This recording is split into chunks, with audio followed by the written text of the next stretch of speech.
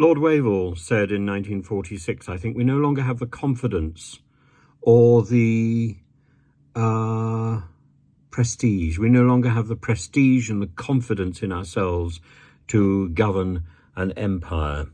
And I think it's that loss of confidence. It's that recognition that what has gone before has feet of clay. I think that's what makes it so difficult for people to follow their predecessors at the moment. So I'm really grateful to Stephen Guppy, who said it's not just the immediate past.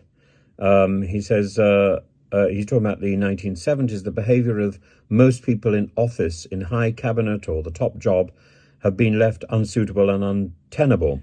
Well, from the 1970s through to the 1990s, we've really had a series of people in the top jobs in the cabinet who have been replaced by people who were political adversaries, different parties, or we've had these incredibly powerful, statuesque leaders like Wilson, like Thatcher, like Blair, who have been followed by people of competence, but people who, frankly, could not hold a candle to the person who came before them. In any other world, Gordon Brown would be phenomenal. John Major would be astonishing. Callaghan, a superb statesman, a pygmy in comparison to Wilson and the effect of Wilson. As for Heath, Heath couldn't cut it. Not against Wilson. Heath was always Judy to Wilson's punch. Heath was always the butt of the jokes. Heath might occasionally have a comeuppance, but it was a gesture. And so when Heath took the reins of power, he couldn't hold them. He couldn't hold a candle to that master of the media, that master of the 1960s. Now, absolutely, today, Wilson wouldn't have survived. But in the 1960s, he understood what he was doing in a way that Heath didn't. And Heath's monumental sulk, it couldn't really damage Thatcher. I think it damaged himself. As for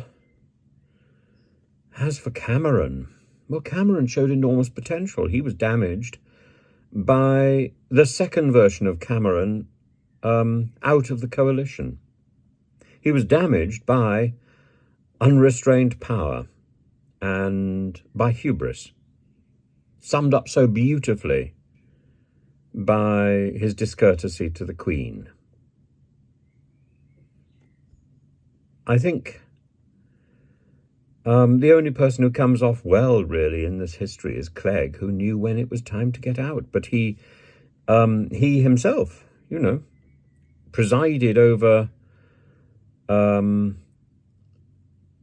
collapse of his own party because of his time in linked or yoked to Cameron. He had very little choice about it. And as for the recent prime ministers, it's been a gathering dissent, and I think of all of them, May, Truss, Johnson, Sunak. Sunak is the most talented, without a shadow of doubt. Boris should never have been given power at all, and plenty of Conservative ministers who thought that Boris should never have his hands on the keys to number 10, and yet so much of his time in number 10 was dominated by a performance which was enviable. He is one of the great communicators of our age. It's just he's erratic, he's chaotic, and he's deceitful. And in the end, that combination doesn't work in high office. I can only keep repeating that deceit is part of the game. I can't think of a single prime minister who has not deceived. But the game is about not being caught. And Boris just walks around the place, you know he's lying. You know he's lying, like the child in the school who you know has been up to something. You know, just by the look in his eye or her eye. You know. And you know Boris. Smeared underpants. It's it's predictable. And he should never have been given power, despite his appeal. Mrs. May, similarly, I think, should never have been given power. Partly because everybody knew that she was locked into this fantasy that bureaucracy can solve all problems. It can't. It can't. There comes a point where you have to take decisions, and Mrs. May was incapable of taking a decision. If we had had a Prime Minister who was capable of making a decision at that time when Brexit had been done, actually, even I'm prepared to concede Brexit could have been possible. If David Cameron had been honest and noble and remained in post after the referendum, as he had promised to do, I think Cameron is somebody who could possibly have got us through Brexit. But he didn't. And instead he plunged us into chaos. As for Liz Truss, mad. You really need Hugh Grant to describe Liz Truss. Mad as a box of snakes. Utterly mad, and should never have come anywhere near power. And Rishi Sunak, he was an inevitable Prime Minister from the moment he walked into number 11. Will he be judged to be a good Prime Minister? He's picking up the pieces. He's picking up the mess that other people have left. It doesn't matter which side he is batting for, whether he was Labour or Conservative. After that sort of mess of May, Boris and Truss, nobody could possibly win. Rishi Sunak is presiding over the sinking of the Titanic.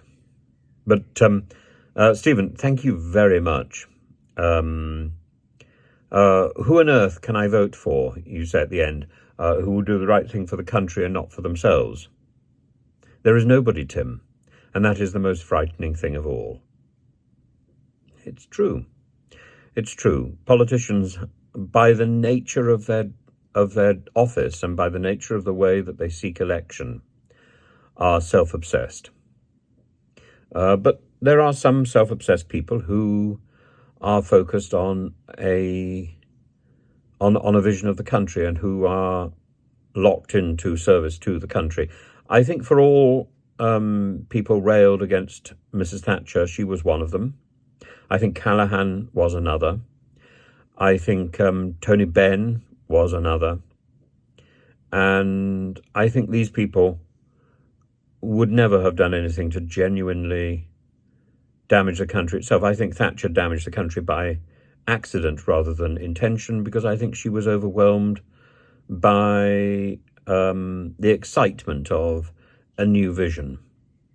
And it's a great shame that there weren't people there to rein that excitement in. What she did to the miners, what she did with Clause 28, what she did in dividing our country was horrendous. But I don't think fundamentally she was self-obsessed in a way that Boris is, in a way that Liz Truss is, in a way, actually, that Mrs. May is. In a way, frankly, that David Cameron became. And all you need to do to to look at the truth of these is to look at the autobiographies when and if they come, because it will be obvious. The other person who I think in the end was self-obsessed was Heath, of course. And that's a great shame. Heath had so much opportunity and achieved none of it.